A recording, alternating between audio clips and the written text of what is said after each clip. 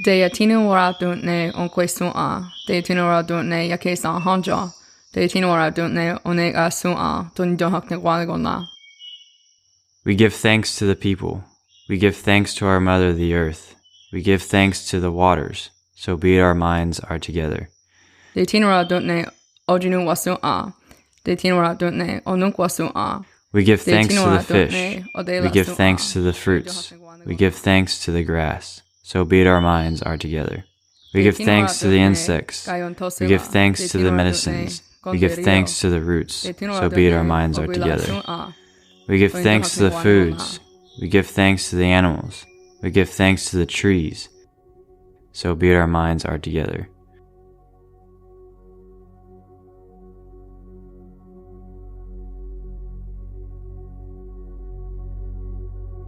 Sego Sewaguego, Lydia Ancats. Hi, my name is Lydia. I'm from the Walker Mohawk Band of the Ganyangaka, people of the Flint, otherwise known as the Mohawk Tribe, and I'm the executive director of Hunters of Color.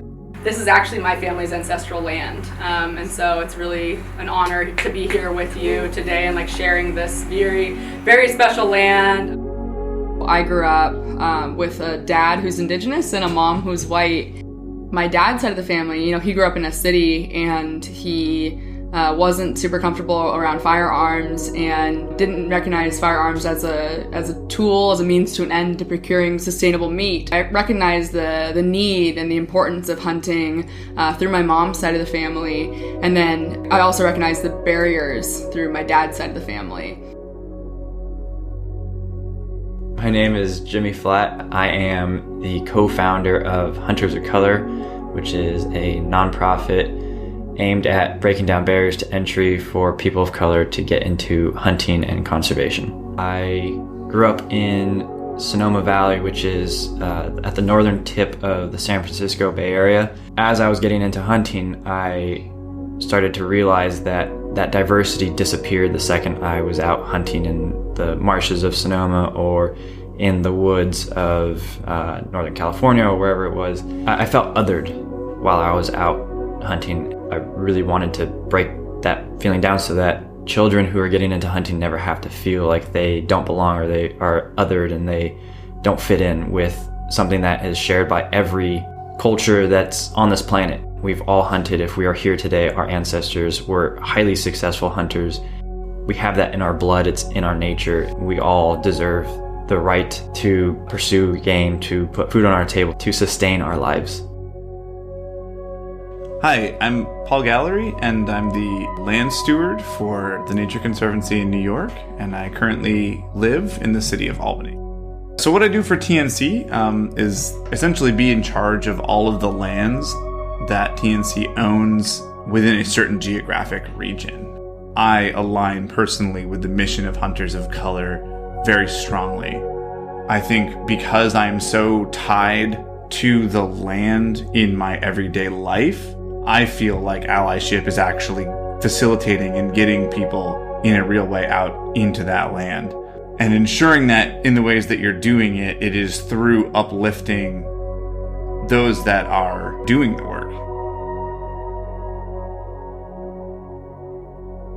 The idea for Hunters of Color really started in 2016 when a study came out that tabulated the demographics of hunting participation in the United States, and it found that 96% of hunters are white.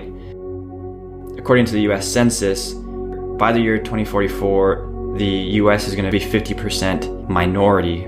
And so what that means is that by the year 2044, if we don't recruit more people of color into hunting, then conservation dollars are going to dramatically decrease because the average age of a hunter right now is in their mid-50s. Eventually, they're gonna stop hunting and conservation dollars are going to disappear. So it is imperative that we start recruiting people of color into hunting to change that demographic, to persist, and we are effective in maintaining good habitat for animals and making sure that there are plenty of animals for our families to harvest and to not lose the tradition of hunting.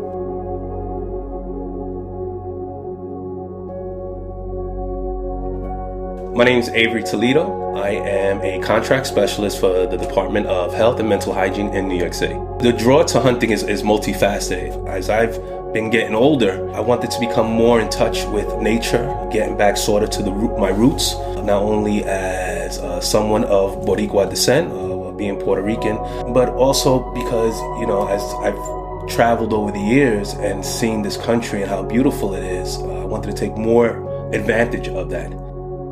My father was a fisherman, and so as a young man, he did take me out to go fishing. It was not only a goal of me and my father to go beyond the experience that we share, the bonding over fishing. We wanted to do that move it up to the next level of hunting, but we never got the chance. He's passed away a couple of years ago. That's about the only experience that would be related to hunting that I've ever had.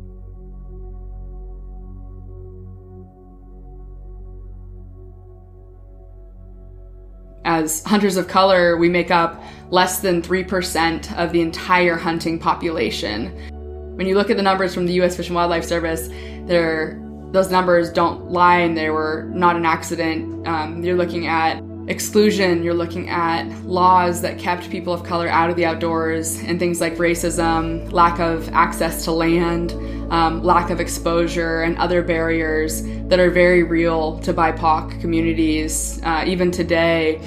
And so what we're trying to do through Hunters of Color is combat those barriers by declaring the outdoors are for everyone. People of color aren't afraid of the outdoors. People of color are afraid of the physical and verbal and what have you manifestations of racism in the outdoors.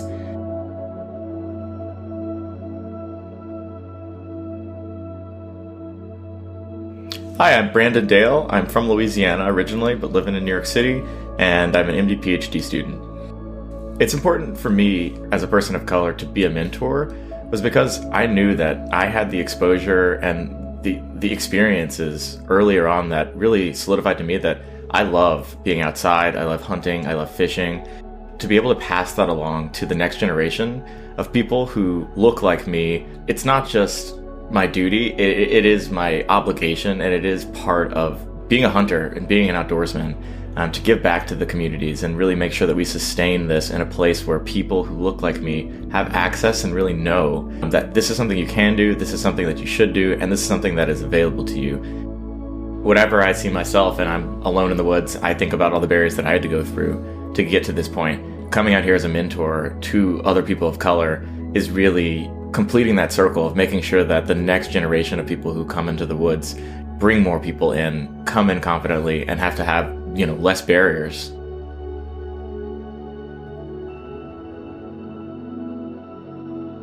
It's one of those things where it's like, in a way that's almost indescribable, to be a mentor to all of you is me. Yes. And I think you all really also, as everyone echoed, let me in, made me feel comfortable. And I think that's just impossible to really fully encapsulate how deeply important that is in this work. You understood what it was like to show up and be like, okay, here goes, and get crap and go through all of that stuff to end up as my mentor, so I didn't have to deal with all of that,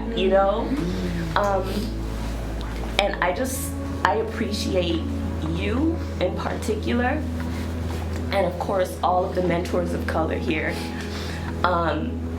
for going through the crap so we didn't have to go through as much crap, so thank you.